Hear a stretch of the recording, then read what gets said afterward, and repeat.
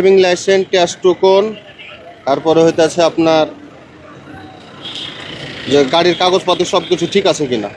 মুগদাতে চলছে সেনাবাহিনীর বিশেষ চেকপোস্ট।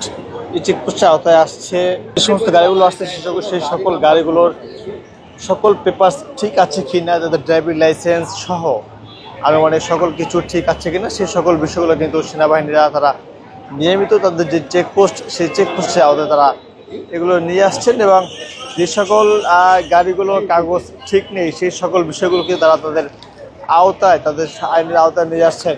কথা বলবো, আপনার কি কি জিজ্ঞেস করলো, কি ধরছে আপনার? আমার ধরছে আপনার ড্রাইভিং লাইসেন্স, ক্যাশ টোকন, তারপরে হইতেছে আপনার যে গাড়ির কাগজপত্র সব কিছু ঠিক আছে কিনা। সব কিছু ঠিক আছে নাকি? জি জি জি, এই যে সেনাবাহিনী নিয়মিত চেক করছে, এটাকে কিভাবে দেখছে? এটা ভালো, খারাপ না। এখানে তো অনেকে অনেক না না না, এটা ভালো, কারণ যাদের কাগজপাতি নাই তারা তো গাড়ি চালা ঠিক না, এটা ভালো।